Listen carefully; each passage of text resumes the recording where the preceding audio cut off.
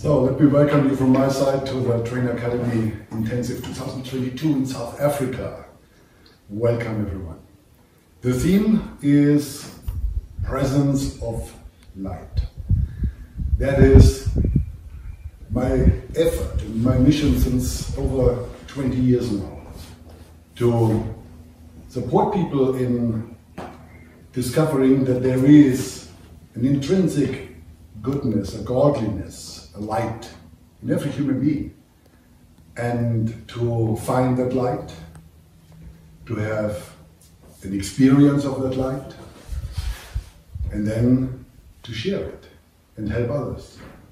And this way to bring more light into this world. And I don't need to tell you, when you take a look at the world, in what condition it is, the individuals, the relationships, the social structures, the education system, the financial system, the whole model of a way of life that leaves people confused, depleted, disconnected from their heart, disconnected from souls, left to fear of survival, which leads to competition, an eye for an eye, elbow mentality, out of despair, because survival is the most powerful instinct, it's a birthright for every human being, as it is for animals and for every other creature.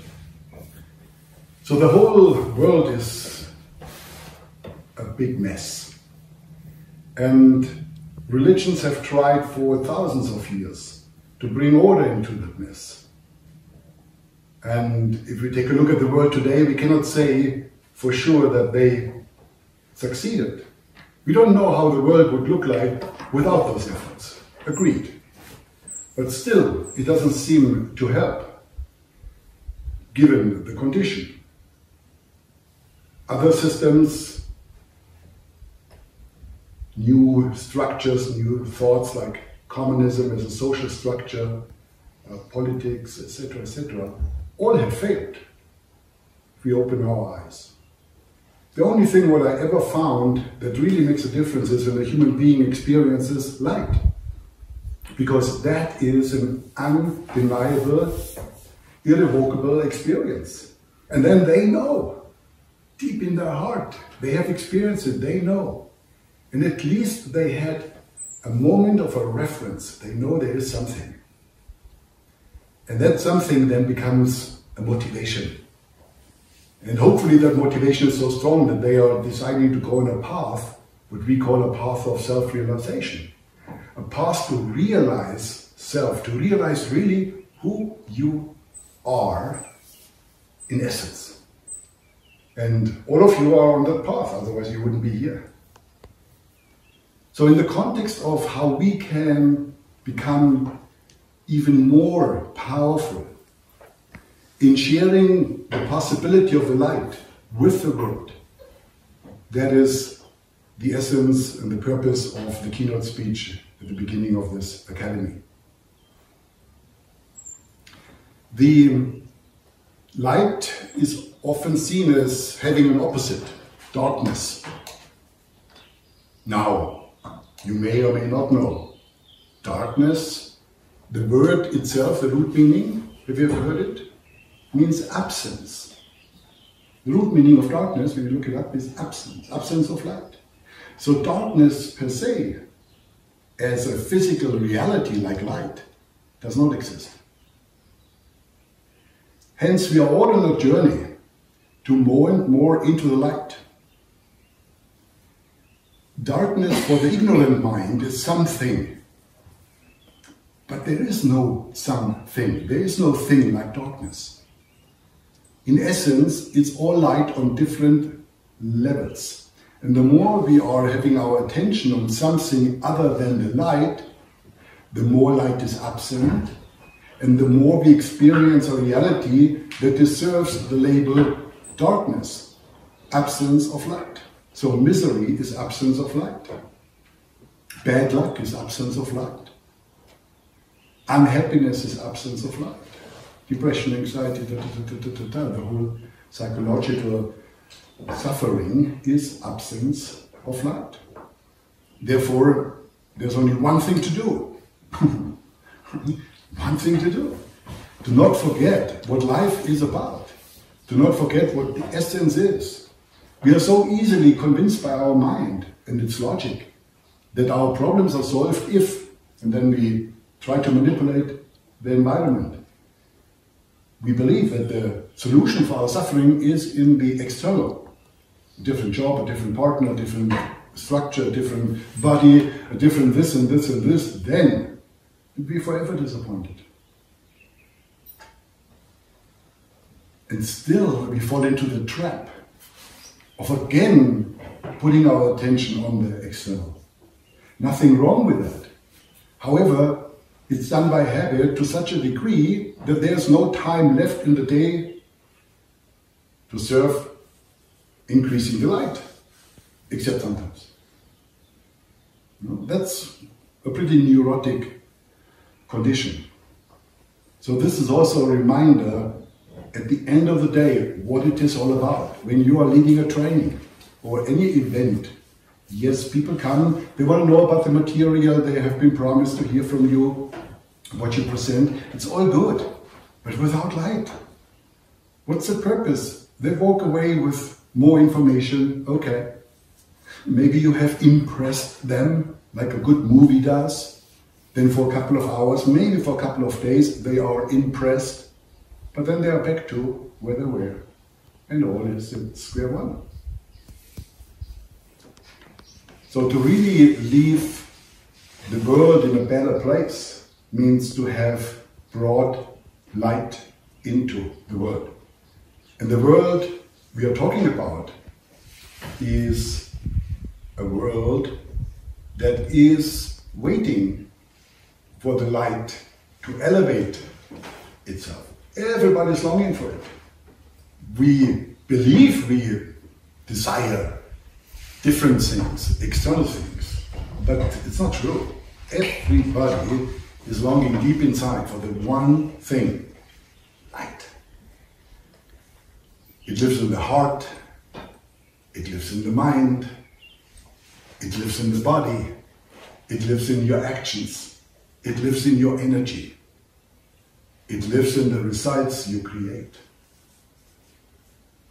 Whatever you touch, if you touch it with light, then that light remains in the touched. And that's your gift.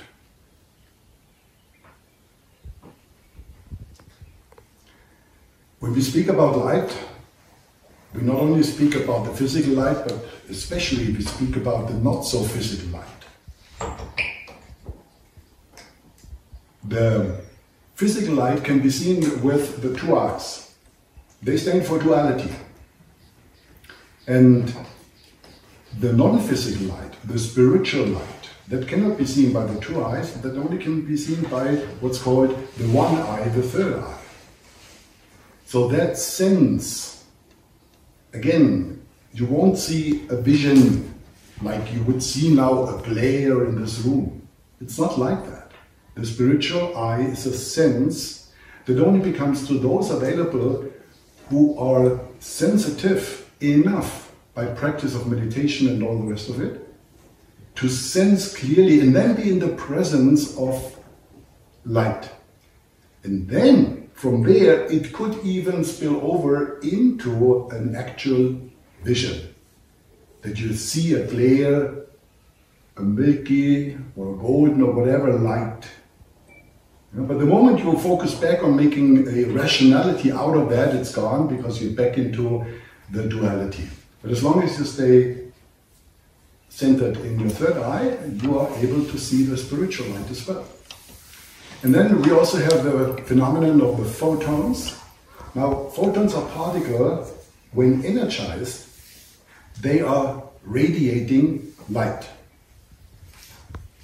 Now, when your photons get energized, you are actually transmitting light.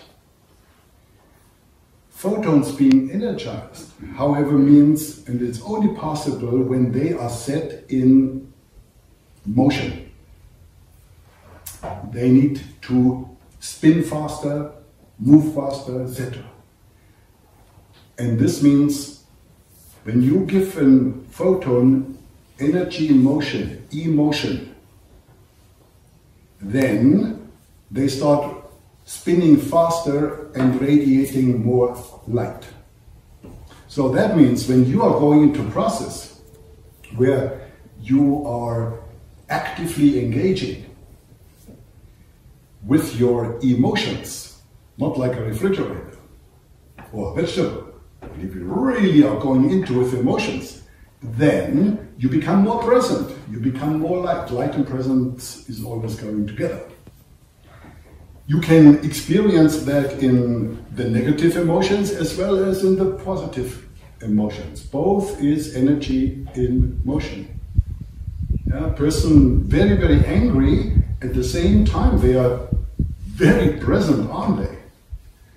However, they are not conscious choosing what is going to happen in the next moment, therefore it's a dangerous condition. However, the element of them being present is there. And one of our biggest problems in our society is that we have been conditioned to be vegetables, to be done. That conditioning happened because we were from early childhood on exposed to, in the early days without TV, it was still books, but then TV. So you are delivered content even by reading something to you, but especially in TV because it has a visual and the audio. And today we have YouTube and the internet and all the rest of it, social media. You're conditioned to receive content, and what you do is you react. You react to it. That means you're not creating your reality, you're only creating by reaction, which isn't creation in itself, it's reaction. And therefore, we are all just hopping from one reaction to the next, to the next, to the next, to the next.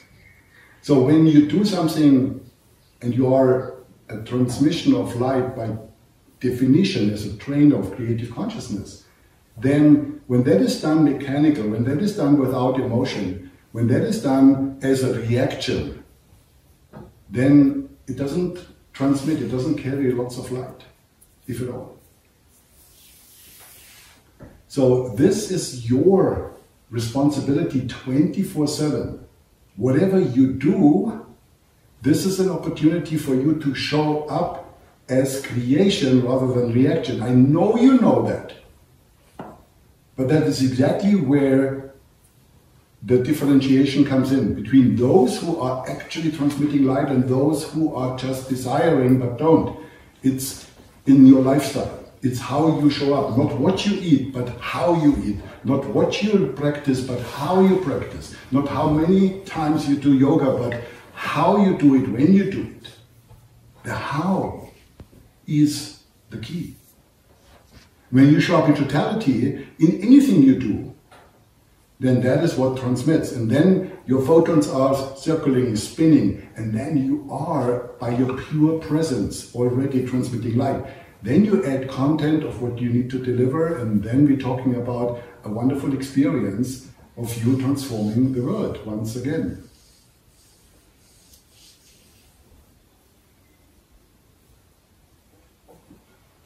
So when we are clear on that, the difficulty that I observe in every continent I have the opportunity to work with people is that they are waiting for the reaction to come so that they are motivated to create. As in, sure, when I feel, then I will. Isn't it so? You're ready to go into any creation if you feel like it. But what if you don't feel like it?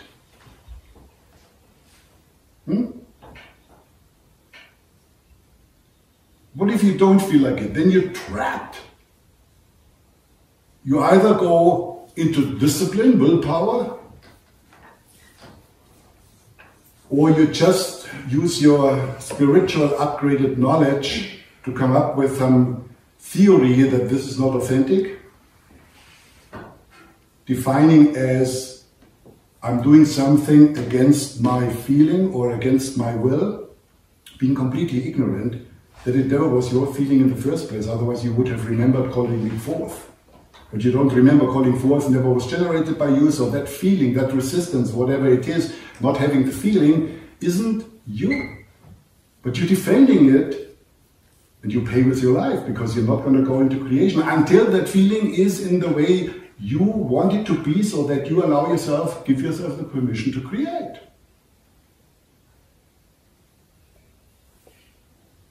And right there, spirituality is demanding, who are you?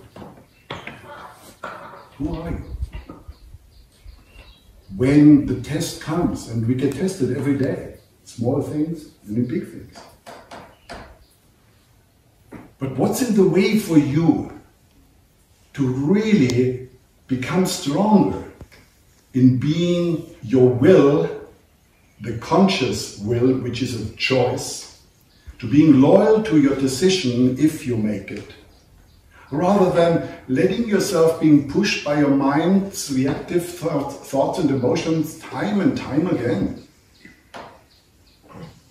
People make decisions on that define their lives. They quit jobs, or they take jobs that are not right for them. They quit relationships, or take relationships that are not right for them. They do things to their body, and all kinds of things. So it's not an intellectual little thing we're talking about here, it's really people's lives. Your life as well.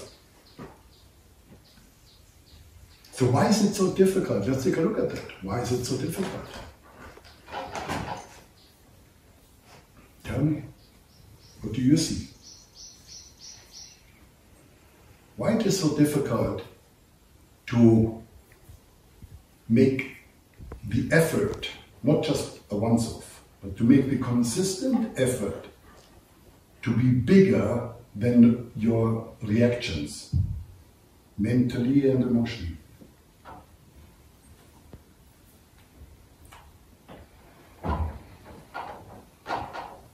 Yes? Fear. Fear, okay, yes. Absolutely true. And fear is what? What is fear? It's a mental condition. Mental condition that becomes very emotional as well. Yes. Yeah, absolutely. So is it something we have asked to show up? No. No. So it's a reactive thought/emotion, which is exactly that what we're talking about. Mm-hmm. Yeah, then you would need to ask yourself, why are you not making efforts to go beyond fear?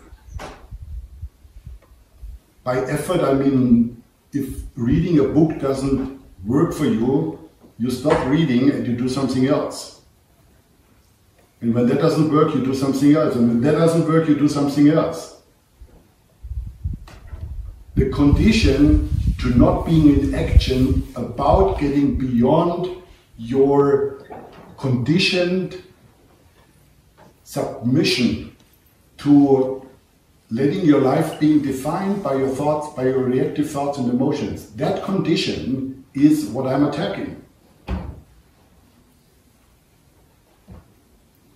Because I don't see any good in anybody's life.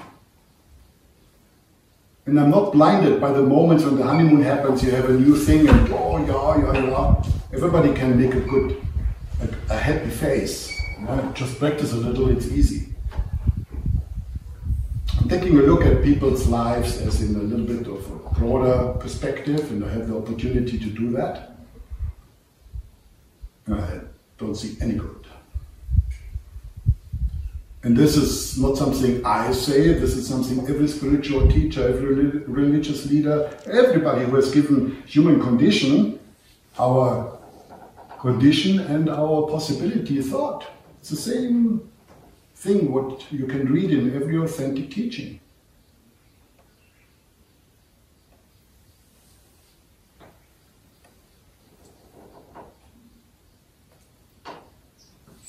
So, tools like any active meditation.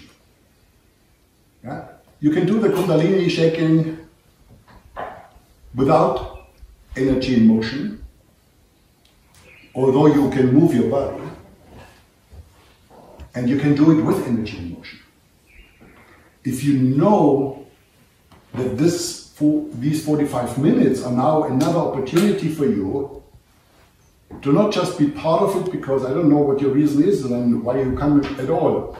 Physical movement, or not to be pointed at, why haven't you been here when everybody else was in the room? What's the reason? When you're here and do something, when you train, do anything,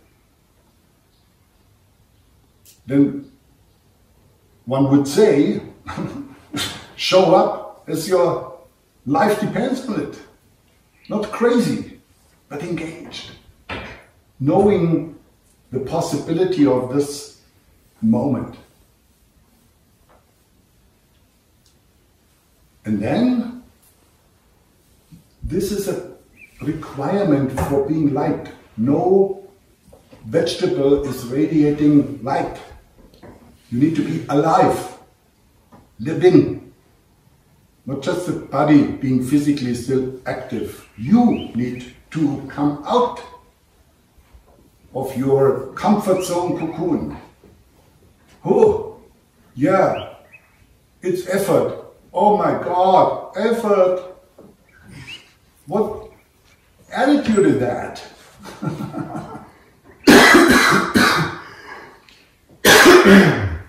Look, I think for me, if I look when I cannot get past all that stuff, it's often because I'm not connected to a possibility. Yes, it's another thing.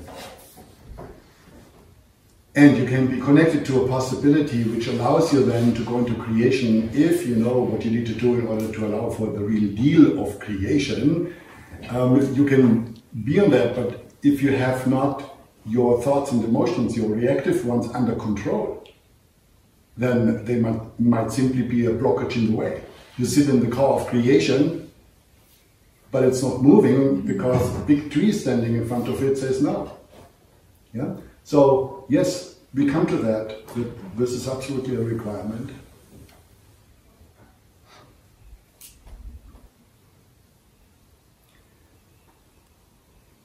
I made a note here, transforming reactive emotion, which we all have, on the spot in creative emotion, in creative energy, on the spot. That you can do if you are willing to do what? Trainers?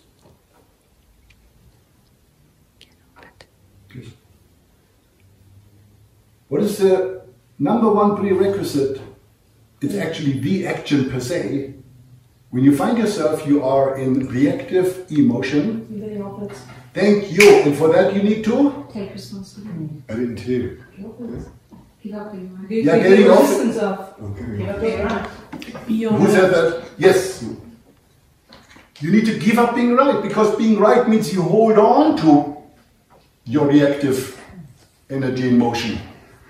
Nobody else is doing that.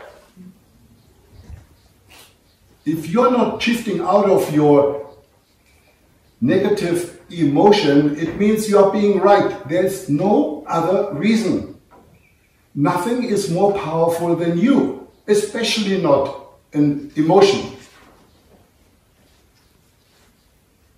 So you need to really put your nose into that, because so often you find yourself being in energy, in a negative energy of emotion, in a reactive one, and you're not shifting out of it.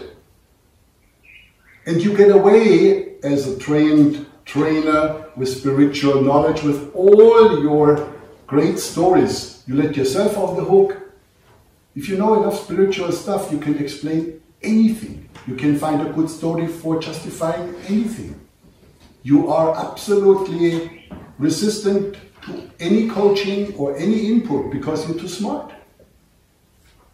You can transcend with your story anything. You can turn the tables. You can put it into non-duality. You can do all kinds of tricks.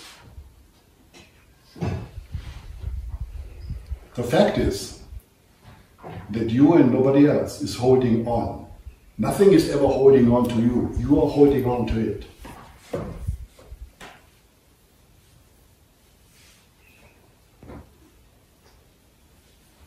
It's always, always one of the big ones. The being right. It happens unconscious. And if you have a good mirror, then this person may point it out to you, and then you get even more into negative emotion because you're pissed off that somebody disclosed your act.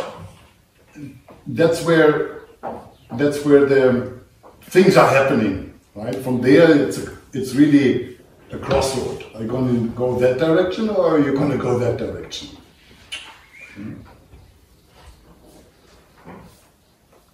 And also, in order to increase your positive emotion, we also need to practice, take serious, more to cultivate sensing and feeling, but not having feelings, that would be emotion, but active feeling, active sensing.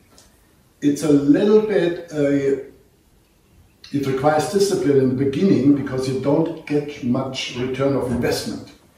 There's not much coming back. Yeah? You sense. After 5 minutes you're tired because you don't get anything. This is whatever story you come up with. However, when you make the effort again and again and again, you develop an organ that has been degenerated because you never used it. It's like a muscle. If you don't use it, it's degenerating. You do a couple of push-ups and it's not immediately fully back, but it got the stimuli. And from there, the information goes into the cells. Hey, guys, wake up. We're gonna start building again. And it takes time. So that sensitivity, sensing, sensing the light in another. Remember, there is no darkness. There might be a lot of absence of light, but there's still the spark of the divine left. And you need to be super sensitive like the princess and the pea. When there's very, very little light, to sense it. And when there's lots of light, it's not so difficult. But still, you gotta start somewhere. So I'm inviting you now for a little experiment. In a moment, I'm asking you to stand up and just walk the room and then meet another pair of eyes. And then you both are practicing sensing the light. Now, it's not about adding your story, oh, you are the light, onto the other. That is projection. Projection is not the real deal. You know? Sensing the light means you need to find a way that you may have forgotten.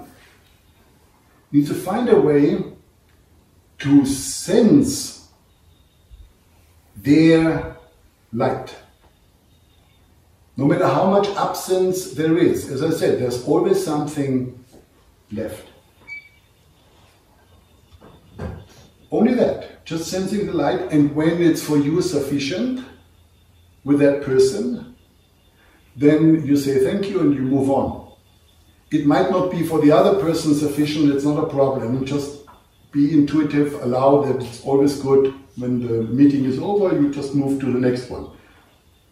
And of course you don't speak, that just is distracting when it comes to sensing the light. Questions? Okay, then up to this point.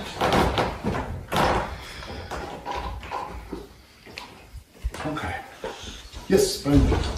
So I'm just wondering if I'm so focused on my own darkness or my own reactive emotion, do I have the capacity then to see light in another?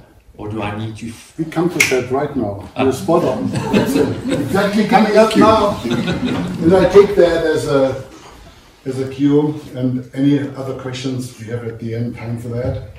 So, in order to transmit light, what needs to be present? Darkness. It's a little bit the opposite of what you just said, but it's the same meaning. What needs to be present? The one thing that needs to be present. Not your actions, Space. Light. not the space. Light. Yeah, but what needs to be present for the light? For the light to be there, what needs to be present? Energy. Energy. Now, energy is always present. Presence. For me, Motion. the person itself, I.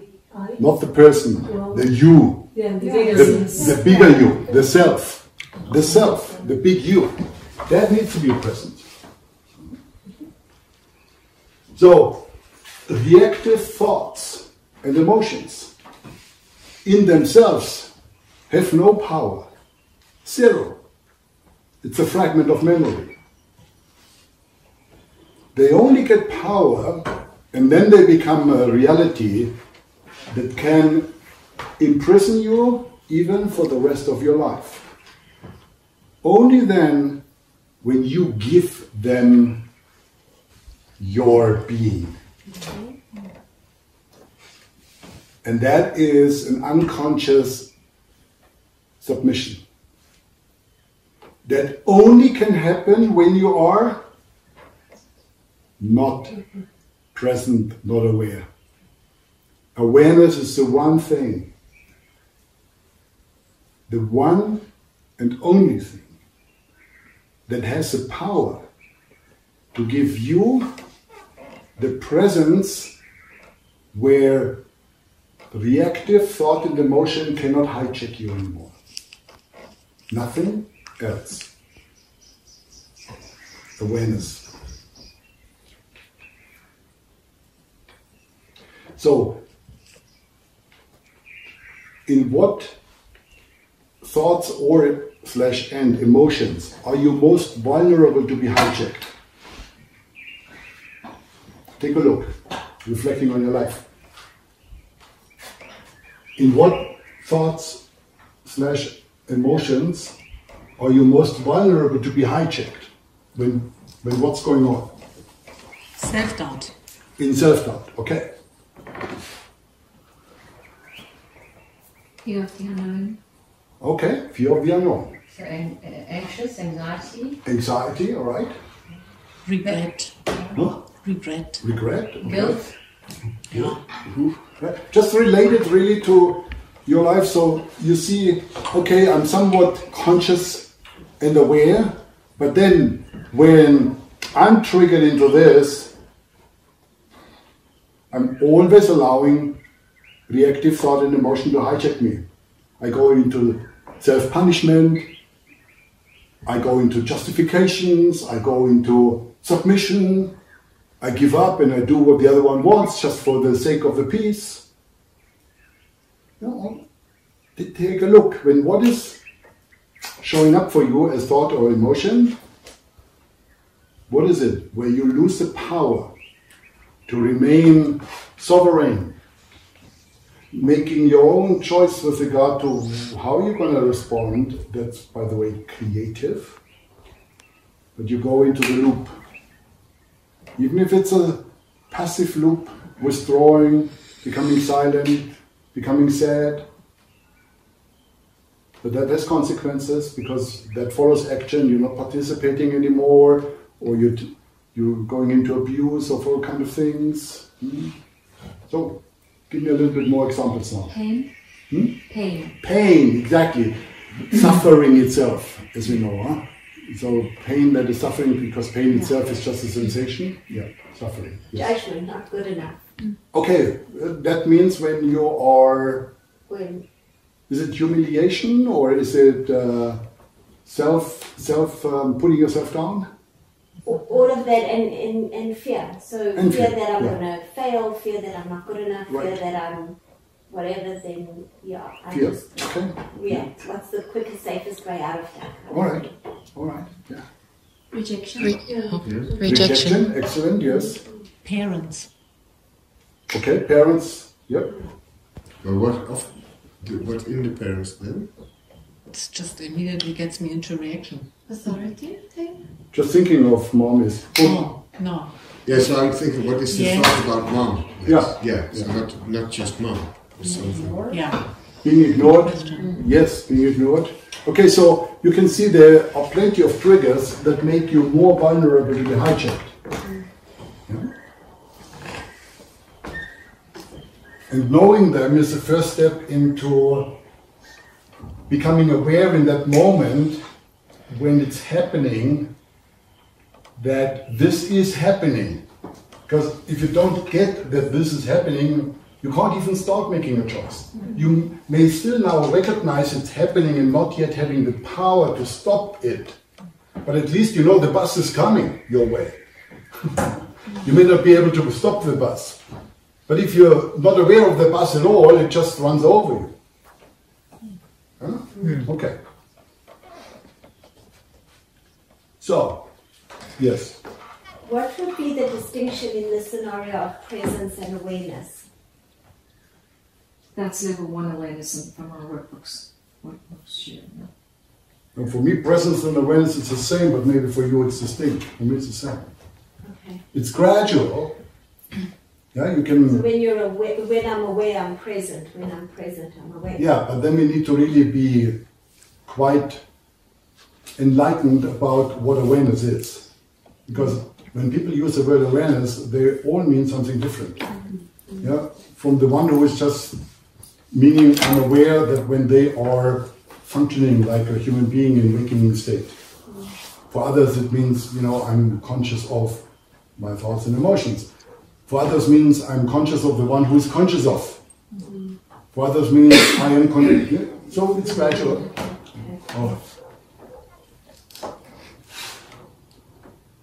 So, how do you now successfully disengage? So we are at this point where we say, okay, so something is happening. The reactive thoughts and emotions are present or uploaded, so to speak, and you are aware of it. How do you now successfully disengage so that they cannot hijack you? Choosing. Choosing? No. Stop being right about that. This is real, as in. Yeah, it's not wrong. I'm just not sure if at this moment you are able to do that creative act. Choosing is a creative act. Giving up being right is a creative act. Yeah. If you are able to do that, well, sure, then you're disengaged. Yeah. If not, if it's glued on, you need to do what? Drop resistance. Acknowledge it fully. Yeah. So one thing is that I heard let go. One thing is to stop being mesmerized by that. You fall into a witness. That means you make the move in your awareness to just breathe and watch yourself having that emotion or having that thought. The moment you are kind of taking your awareness out there, watching yourself, it's not difficult. It just sounds difficult. It's not difficult. Yeah? And you watch Sybil being triggered. That moment, the energy connection is broken. Then it is just a thought or an emotion you watch yourself having. It's not I am pissed now, or I am disillusioned, or I am out of balance. It's not anymore that. It's I'm having a tantrum going on. I'm disappointed. I feel I want to do revenge. Yeah, so that is one point. You just step back. That's all. It's an internal decision. You just step back. Or you surrender that negative emotion to God. to the universe, to existence. Say, no, I'm not going to act on that. I give it back to something that can deal with it. Because I'm not able to deal with that shit in me. So, please, you take it. He will not be offended. Yeah? Not at all. But it's a powerful act, a powerful tool. Yeah? Wow, that hurts. I got ignored or rejected, you know, or the feedback wasn't in the right format. Yeah? Just if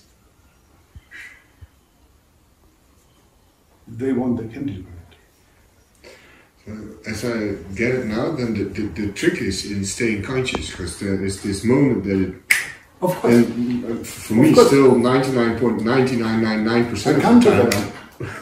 I come to that. Yes.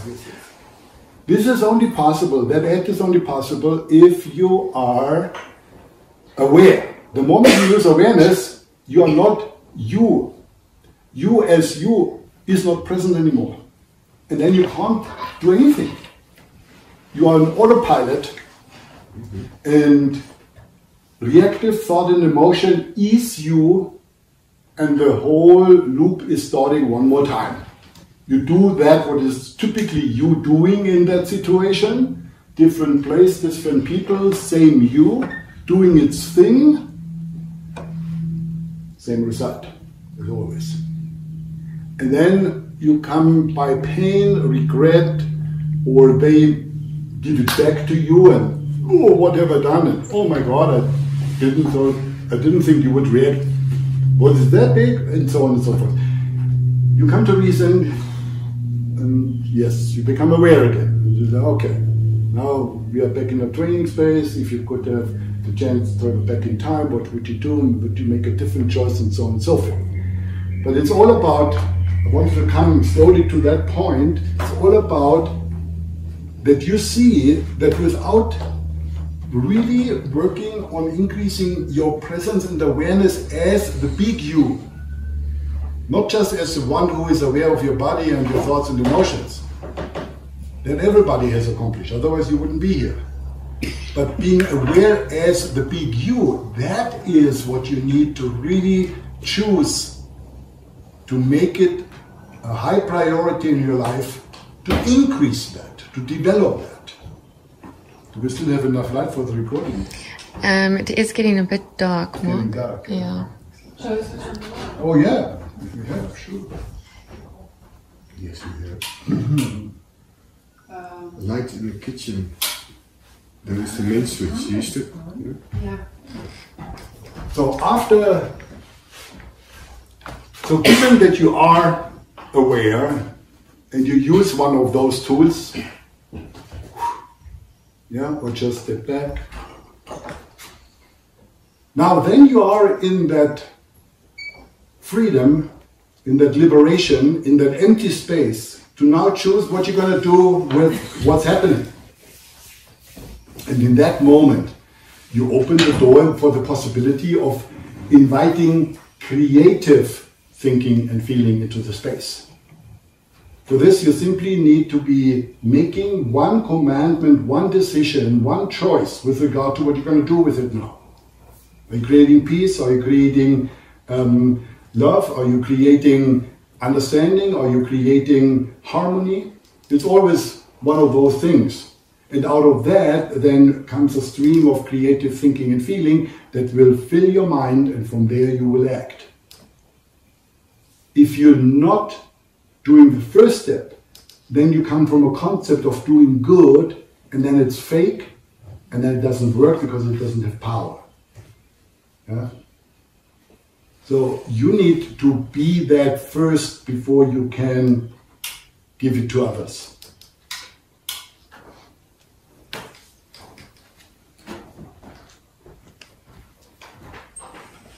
So now,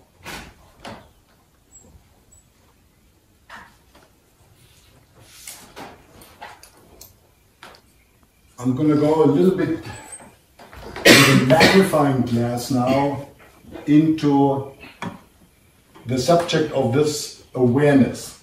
it's not completely unknown to you, and we are doing it in a particular way. So by your own self-observation, as I'm doing this now, by your own looking, what is it that you can observe is present,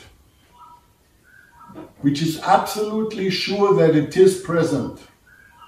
What is always present, except sometimes? Thoughts. And often emotions as well. So those reactive thoughts and emotions are, for most people, always present. They may not be aware of it, but the moment they are aware of it, it's there. It's in an instant, because it was already there, you just didn't look at it, you weren't aware of it. And where do thoughts and emotions come from, the reactive ones? They come from memory.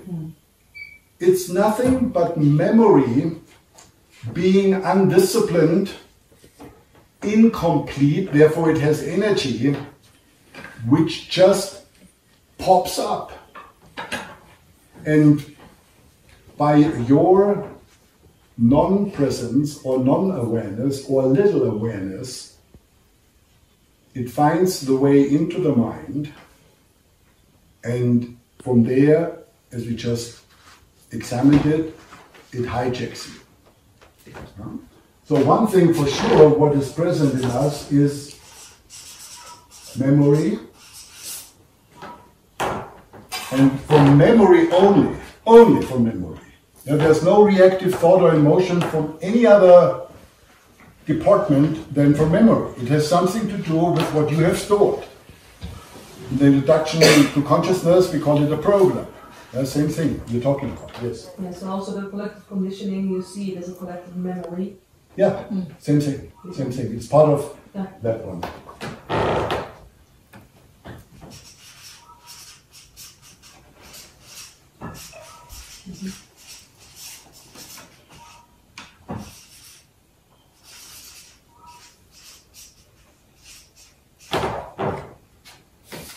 Space here and everything, right? So that memory is our conditioning.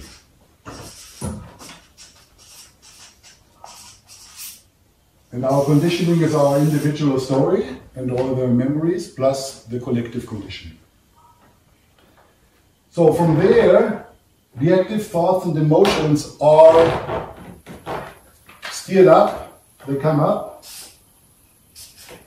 and in the absence, darkness, in the absence of awareness, they just will make you act. Yeah?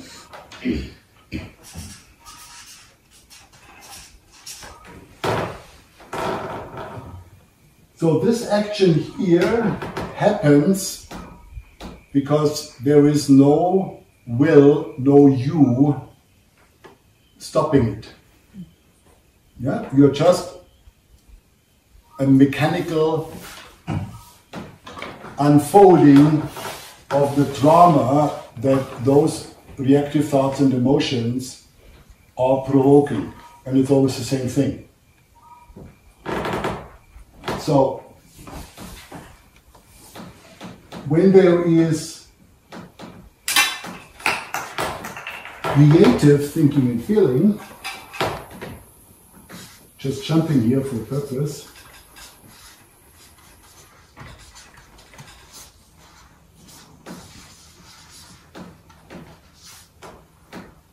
the creative thinking also leads to action.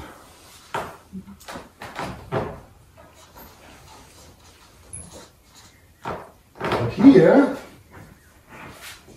you have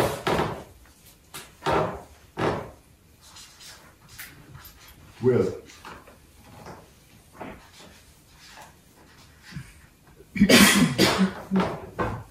Will means there was a moment when you made a choice. Yeah? Creation is something from nothing.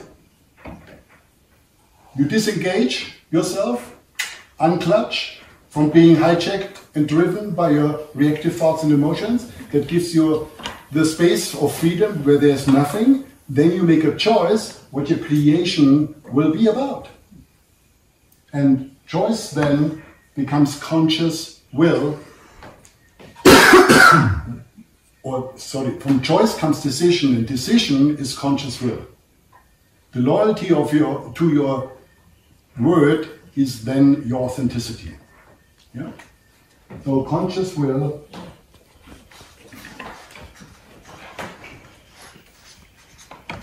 and that is decision.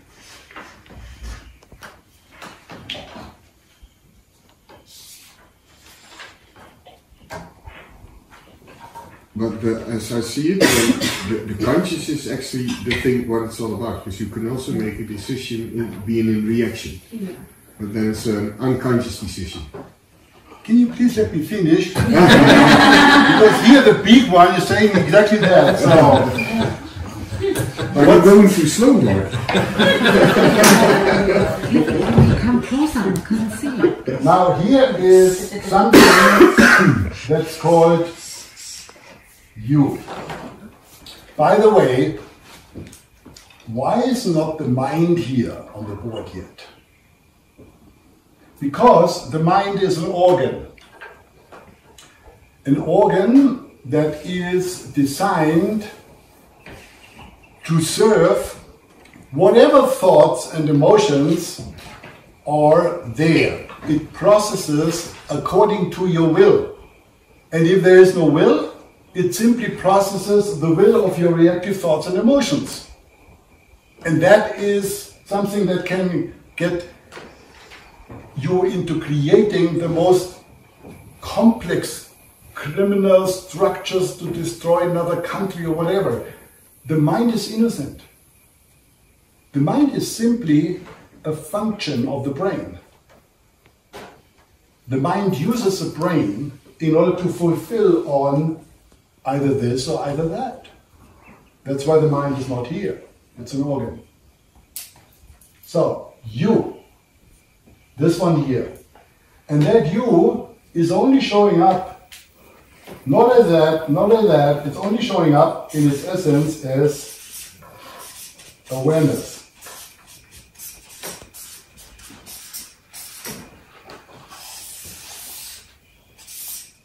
You are awareness and nothing else. Now you are a being that has been given the power to manifest. Otherwise there would only be the I am without anything. This I am wouldn't have a body, because that's one of your manifestations, unconscious. Wouldn't have a satellite called a personality as a soul. No, nothing would be there. So you are here manifesting. What you're manifesting all the time automatically, if you're not in here, is there. It's very simple. If you're not creative, you're reactive. In between doesn't exist. It's either this or that. The big awareness, the more you become aware, the more you are able to allow the big you. No awareness, no you. Little awareness, little you. Great awareness, great you. This awareness, if it is happening for 5 minutes a day, well then for 5 minutes a day you have the freedom to be consciously creative. But if it's only 5 minutes, then you got a job to do. And you need to extend it to 10 minutes. And then you have a job to do. You need to extend it to 20 minutes. And then you have a job to do, 40 minutes. Until you fill out the waking hour states, 16, 17, 18 hours, with being aware. That is the practice. That's why in every system, it's all about awareness. Whether it's doing yoga, whether it's doing meditation, but just doing yoga or just doing service without knowing what it is all about, what it shall serve, increasing your awareness, falling back on what you are already. There's nothing you need to do here. Awareness is something that doesn't move, that just is. It's not something you do. You pay attention, that's an action. But for awareness, there's nothing. It just is. You can't even stop it. That's the holy grail here. That's what we are all journeying to increase, whether by pain or whether by intelligence, whether by conscious choice or whether by being pushed by destiny. But nobody can not do it. Everybody of us is on their journey to increase more and more and more awareness.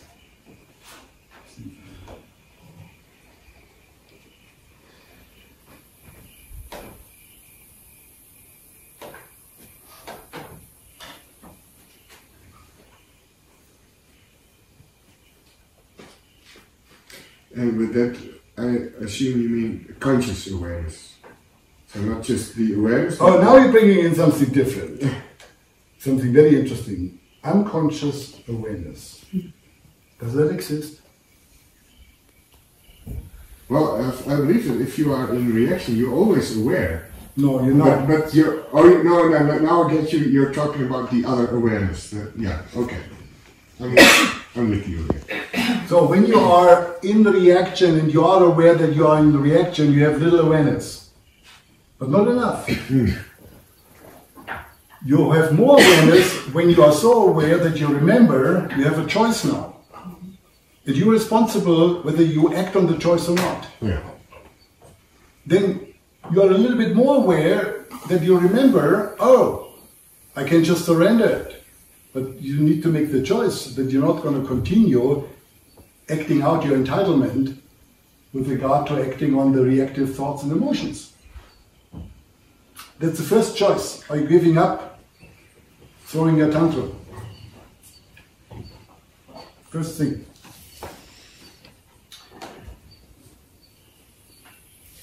Another note on thoughts. There is a belief that thoughts have a particular power. That belief is quite popular. But what most teachers and authors are not saying is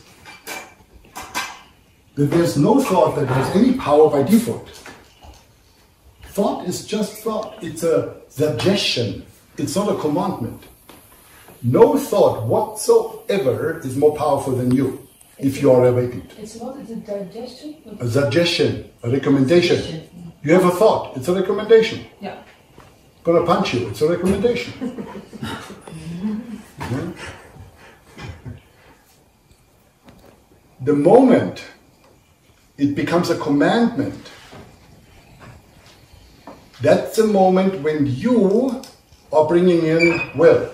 And if you don't bring it in, if will is absent, then the program has its own will acting out what it is remembering, and the program will only remember its own story, and that's going to be acted out now with a different person on a different, your body is 10 years older, but it's the same drama that's going on.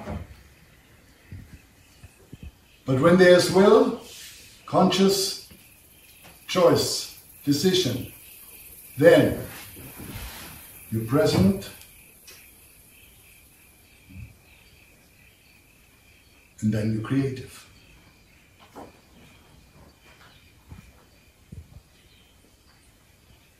So don't blame thoughts.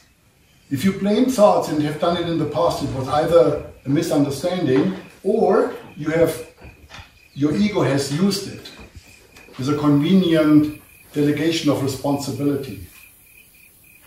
Like some people, they blame it on their feelings. I would have done, but I could not. It's not true. By the way, to complete this chart here, up here, part of the memory and the conditioning, which is always present, it's part of how we set up as human beings, is of course the psychological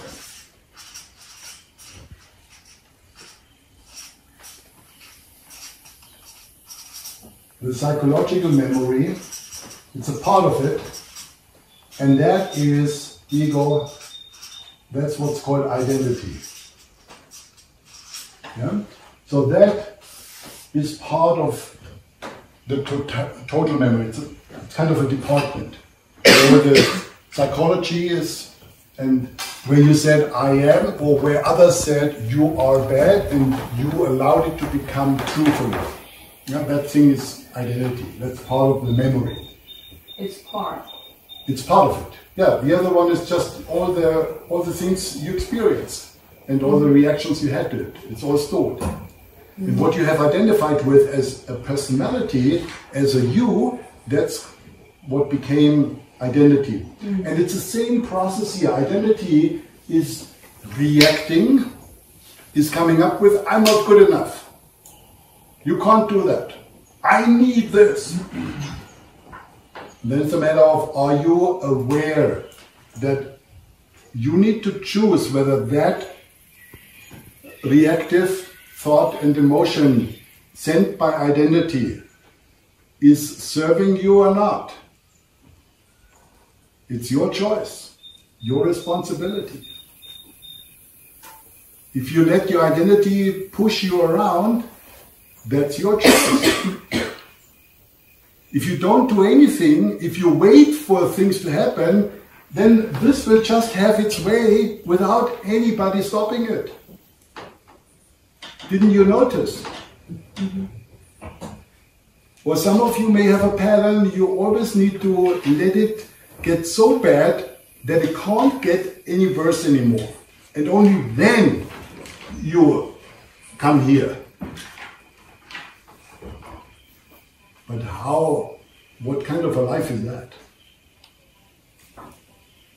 So the people who are sitting in the trainings, they are all on a roller coaster being pushed by their mind time and again. They try to stop the mind, which is not possible. You can disengage from being a victim of that. Yes, disengage means you disidentify with that, meaning you fall back into pure awareness. And what still then has the power to pull you and get you on a ride, that means you need to practice a little bit more to create more awareness. And more awareness, and more awareness, and more awareness, and more awareness.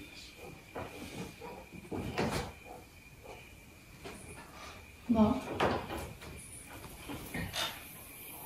Yes. What I'm seeing and wanting to ask about memory is psychological memory, yes, absolutely. And where or how deep does physiological memory come in? Yeah. So what I'm seeing is psychological memory, and the more it's cellularly hardwired, physiological memory comes in, which will also obviously decrease awareness, etc., and the choices that you think you can make or not make. Yes. So the cellular memory, yeah. And the unconscious, so the subconscious, all the programs, and then the unconscious, there's a lot of the collective conditioning in there. Now, this is something, when it uses us and we are not aware of it, we only can assume I'm used by an unconscious or subconscious or cellular or ancestral or past life reactive thought and emotion by what's happening in my life, by my actions and the results of it. Mm-hmm. So like a good scientist, they assume a particular theory and then they go for testing it, if they can prove it or not. So you don't know what's going on and shit's happening. So a conscious person, not fully enlightened, just, on the way, would assume, let me take a look at it, if something is at play here. On the level of shadows, wouldn't be shadow if I would be aware of it. Yeah? On the level of soul destiny, corrections, because I'm running in the wrong direction. So I need to assume that and then go and pioneer into it, explore that, go into that, develop awareness around that. There's no other way. And then I might come up, I might be able to lift it to the level of awareness and be fully aware of it. Now, you can't process something that you are not aware of. What's also happening is, the more you are practicing and becoming aware, the more automatically you become aware of that stuff you weren't aware before, naturally. Yeah? In the stillness and emptiness of a mind that is busy being aware. If the mind is not being busy aware, there is no silence, there's only noise. That's a voice in your head. Wow. But the moment you are putting your mind at work, being busy, being aware, you will experience the phenomenon that that voice is starting to become very quiet. To the degree, by your intensity of your practice, that it stops. It can't get to you anymore. It doesn't have a space anymore because you are too busy being aware for the voice to grab your attention. And that is what the summit, that is where we all are going. So, in the absence of practicing awareness, we are still subject to be hijacked by unconscious and deep-sitting cellular programs, ancestral programs even. Yeah? Archetypical conditioning that goes back millions of years by simply the species of being a human being. And that too is subject of your creative choice when your awareness is big enough or high enough to allow you for that, to give you that space. Does it make sense? Yes. Good.